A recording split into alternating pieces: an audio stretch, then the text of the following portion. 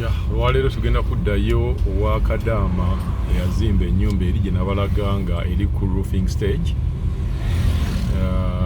Waliwo in fact ennyumba gye nabalaze eri ku Gaba Road. Oyo nkuba kyewe UK lwakuba baadde bawandiiseeko upload yabadde awandiiseeko made from Saudi, naye eno gye tugendako yewe made from Saudi. Azimba ennyumba eno era abantu bangi abaabagamba nti tasobola kubeera nga agizimba, naye ffe tubalaga then ekyokuwakana n'ekyokukkiriza ne kisigala oyo alaba. Naye information gye tuba kibawa kati ng'eno ennyumba gye tugendako ya mukyala ali Saudi, yafissa akasente ke ketugamba amazeeyo around 6 years nga akola contract ya signing ya contract za mirundi esatu, 2 years. Niyo omanyi abantu bano kugamba nti ngenda ne mbagamba nti buli kintu kyonna oba buli muntu yenna ali mu nsi nga bakozesa ssente nga si butter trade, omuntu oyo asobola okufuna ssente n'okyewuunya yazijjeewa. Okuggyako ng'ongamba nti oli ensi gye yagendamu ya butter trade mpa omunnyo nkuwe sukaali. Waliwo wano abaana e Uganda nga tomunyumiza bweru nga nzifunidde wano nga mpitirivu zaafunye. N'olaba oli ng'abeera ttaki n'agamba nti ate oyo abeera ttaki naye zaafuna nzibu. Kwegamba ddiiru buli wamu zibeerawo ate buli muntu alina omukisa gwe. Tewali nsi yonna muntu gy'otasobola kufunamu ssente. Katonda bw'aba yagamba nti ojja zifuna omwo era ozifunamu.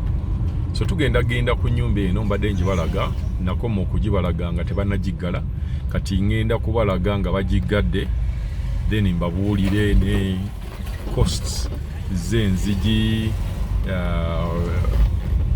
amadirisa bye yataddemu kati ali mu kuggala n'okubeera nga bateekamu amasanyalaze. Tugenda kubeera nga tubibalaga ne sewage system yonna bagenda kubeera nga nayo bagitandikako. Naye olwaleero njagala kubazaayo abatandika vidiyo mujja kubeera mulaba twatandikirawa era ne kaakati tuliwa, naye nga stage kakati ennyumba kweri nkuba kyeyo we Saudi era nga yagamba amazeeyo 6 years. Akasente ke yafuna yagamba agenda kezimbira mu nnyumba ye. So tugende tulabe webatuuse. Then waliwo yabadde abuuza nti ennyumba ziri ze twabalaze ezabadde ku Gaba Road ng'oli abuuza ennyumba ezo zikostinga sente mmeka. Waliwo vidiyo gye nateekawo nembeera nga nababuulira buli kintu kyonna ne sente ze baakigula, naye nga kibeera kizibu nnyo okugamba omuntu nti ennyumba eno egenda kostinga sente bweziti ne bweziti.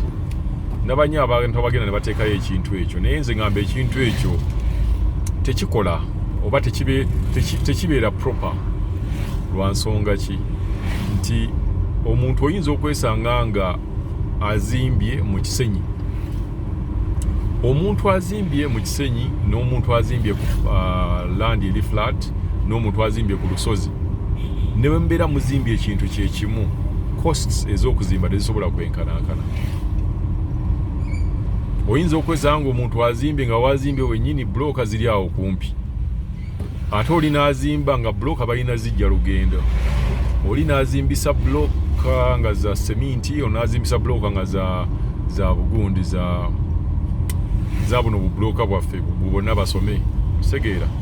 Kati temusobola kwenkanankana. So ntera nnyo okugamba abantu abambuuza ekintu ekyo nti totally depends ku muntu azimba. Omuntu ayinza okuba azimbye ruumu ngeze we mwazirabye zetwabaleetera, tugenda kuddamu okuzibakwatira mu gundi yaffe, vidiyo zaffe zijjawo mu maaso. Tugenda balaga nga abeeru bamaze okuyingira n'abaali bawakana nti ddawa tesobola kostinga miliyoni emu oba mitwalo 800, namwe mujja kiraba nga bamaze okuyingira ng'ate yo oli bamuwa ssente ze. So Gaba Road ye eri mu klasi yaayo. Gwoba oyagala okumanya ekiri Gaba Road, buuza omuntu aliyo. So mbadde njja ku topic ey'okugamba nti gundi nti costs z'ennyumba zibeera kidipendinga. Omuntu muyinza okuzimba ekintu kye kimu naye furniture gw'ataddemu n'ateekamu enzigi z'ataddemu, geegi z'akozesezza, nga enjawulo ebeerera ddala y'amaanyi. Oyinza ogamba zamazeho miliyoni 5, oli nagamba nze zayinza malako 3, omulala naga nze zamalako miliyoni 10, nga bonna bazimbye ekintu kyekimu, obugazi bwe bumu, naye ng'ebintu ebiri munda oli byakozesezza, ne finishing gwakozesezza, ne leba gwakozesezza, material wamujja, okigera ne landscape oba owantu wazimbye, oli azimbye ku lusozi, ono azimbye ku Musente, oli azimbye mu kisenyi, bibeera bidipendinga. Mbadde nkyabagamba nti kidipendinga omuntu wa wazimbye na biki byakozesezza. Omuntu ayinza okugamba nze kanzimbe ekintu nga kiri cheap nnyo, n'akozesa ne bugeejo obw'emitayimbwa bwonna nga butono, kati ate oli ne bajja ne bamulaga eddirisa lyerimu oba oluggi lwe lumu, n'agamba oyo atugambye oluggi olwo lwa miliyoni 2, naye nze oluggi olwo lwennyini same design nalukozesa ng'oluggi lwa mitwa tugambye lwa miliyoni 1.5. So kyenkugamba nti kidipendingira ddala ng'oli welda yamukolera same design naye nga mu byuma bino nga geegi ezaali zaawukana. So katugende ku nnyumba eno tugirabe, ngenda kubeera nga mbabuulira nti kino kyagula sente bwe ziti, kino kyagula bwe kiti, kino kyagula bwe kiti. Ye yagamba nti yagenda Saudi kufuna nnyumba, omwana abeera nga asula amale akole business, afune sente za business n'akite aveeyo. So katugendeyo tulabe ennyumba eyo. Tutuuse ennyumba eyo, genda munda soke tulabe kyebaliko kaakati. Ennyumba yiiyaawo, nnyumba yaggwa okubeera nga bagisereka, roofing nagibakwatira, then kakati eri kuggala. Ngenda kubabuulira sente meka buli kintu kyekyagula bwete bwefaanana. Ngenda kusooka ngibalambuze yonna. Yagamba ayagala nnyumba bweti, roofing nagibakwatira, ndowooza gendako munda, then tugenda details buli kimu kyagula sente meka. Then emabega ne tujja wano bwe tuti akasikali room, then toilet y'ewabweru genda kubeera y'amazzi, ye kano karoom kagenda okubeera toilet y'ewabweru.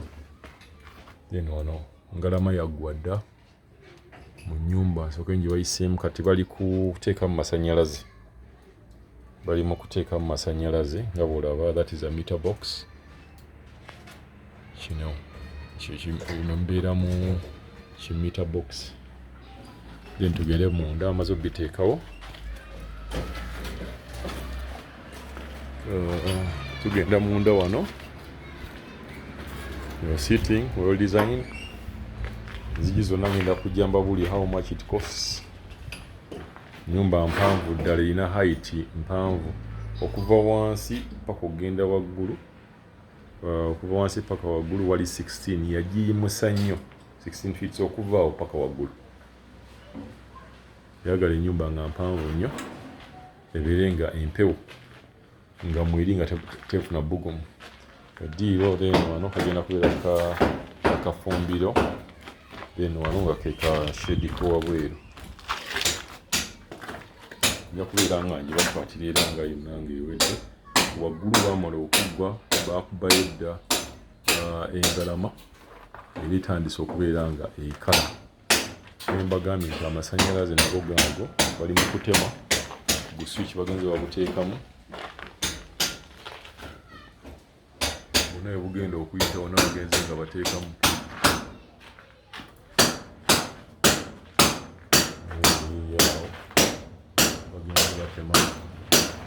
Mu kugitema bano amasanyalaze n'abamazzi ayinza okutemera ennyumba n'olowooza nti agyonoona, naye ng'ate kyennyini kyakola naawe kyeweetaaga. Then tugenda wano, enegenda kubeera common toilet, then wabeerawo ekyo ekisenge ekirala kiri awo, nayo kirikyawo nga kiri awo. Then nembeeramu kino wano, nyumba erina height ennungi ennyo, amadirisa gali very wide manene nnyo. Design si yakwemuula, design nga zino wakati abantu ze baagala, tebaagala nnyo design ziri complicated, osobola nga girongoosa mangu. Then wano wardrobe egenda kubeera wano. Yeah. Then wano wabeerewo toilet. So ne height y'ennyumba ku video yinza obutagiraba bulungi ndabe. Teeka kamera yaffe wano wansi simanyi omuntu agiraba bulungi. Height yo bwetyo bweri.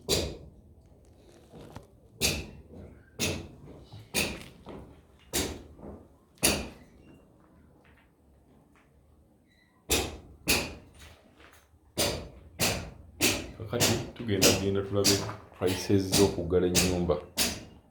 Buli kimu ngenda kikubuulira kyakostinze sente mmeka. Soke tufulumye.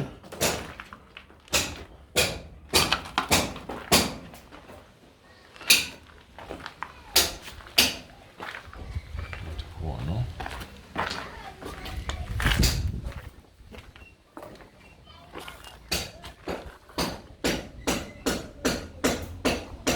Kati oluggi luno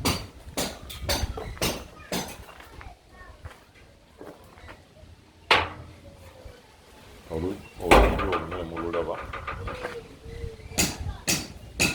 luwanvu bwe lutyo. Lwa 45,000 mweno geegi nga muno bweti lwa 45,000 mwe mululaba awo. Lwa 45,000.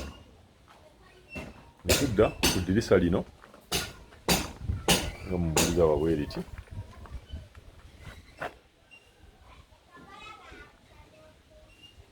Lya 40,000. Eddirisa bwe lityo lya 40,000.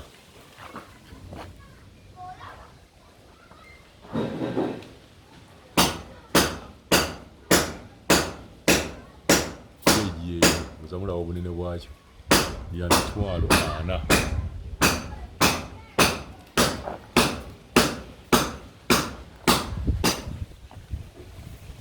Na lino same thing. Size eyo ya 40,000. Sliding nayo yana.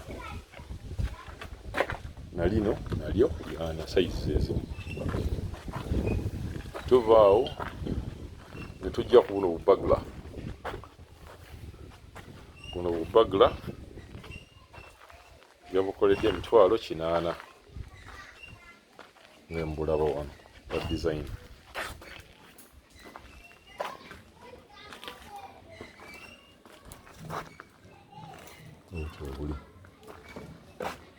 Then tugenda ku oluggi luno nabo mululaba awo lwa 1,800,000.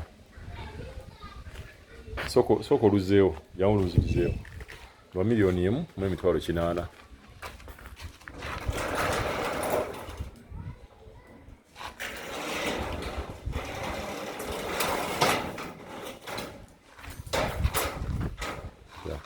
Right. Lwotyo bwe luli. Olwo lwa 1,800,000 bamululaba wano. Size ya square pipe ze bakozesezza yeeyo. Wait.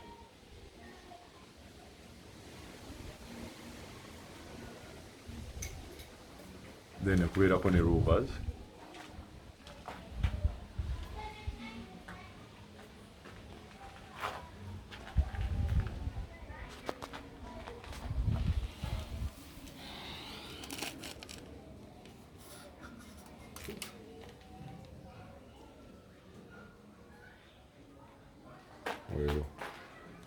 Ezo obugazi bwa square pipe mbeera mululaba awo lwa 1,800,000 na wano kasi bwaki. Tuva ku olwo ne tugenda wano ku kayumba ka Skari. Luno lwa 40,000 nalwo oluggi luno lwa 40,000. Ne tugenda ku lino eddirisa ndoza muliraba nti lyo liri wide. Lino lya 50,000 lyo ddene lisinga ggali lya 50,000.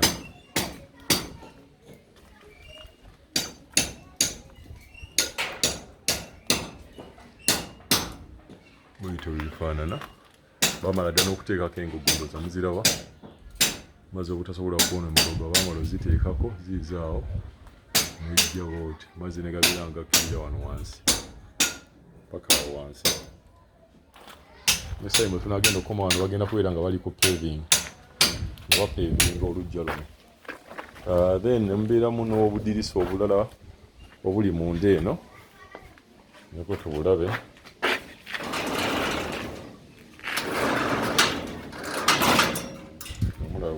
Birina okubeera nga bislidinga bulungi.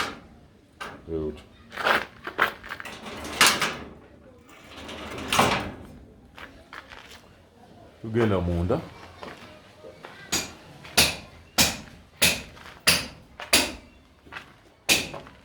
Kati kano akaddirisa kano bwe kati ka $3,000.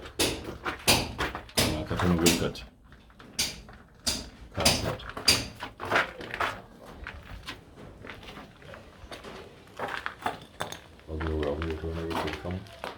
Then lino eddirisa eri $45,000.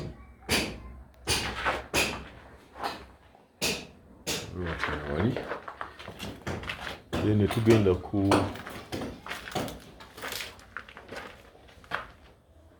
zamaya eddyo lino liri eddene nnyo.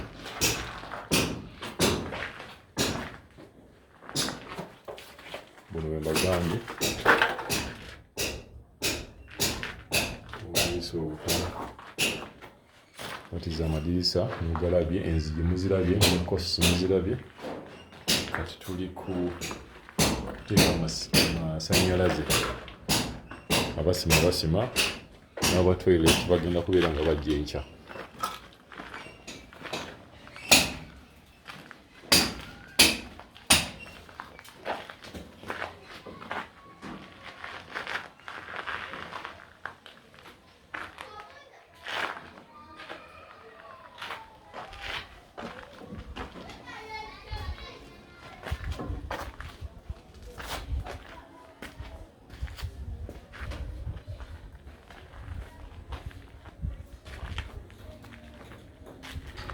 Bweto bweri.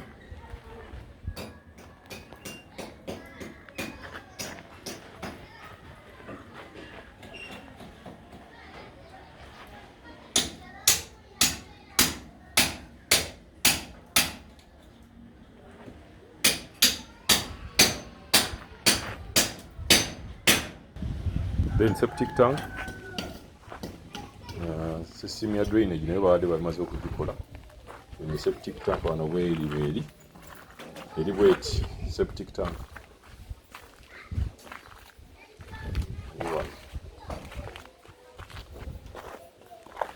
Baadde bamaze okukolebwa.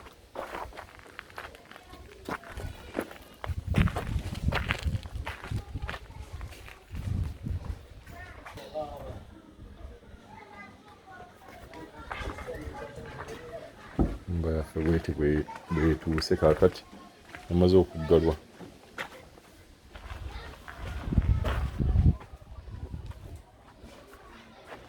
Okujja mbadde nirabidde okubalaga akaggi katooyi kano ko kali somehow cheaper.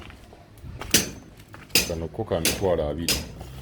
Kano akaggi bwe kati katono kabeera ka $20,000.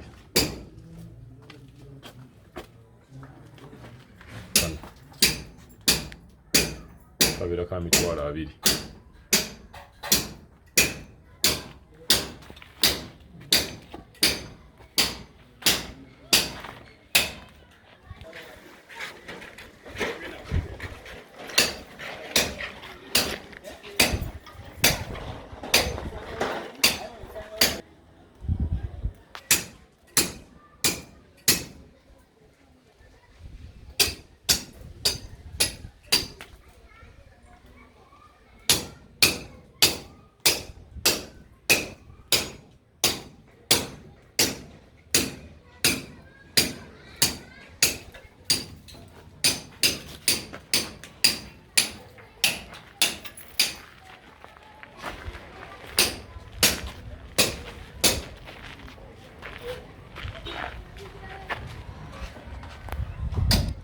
Wait, Enyumba Nokutekamu.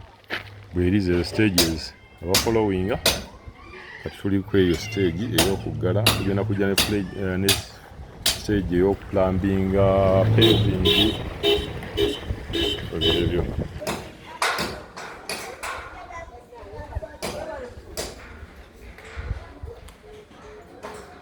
enyumba yaffe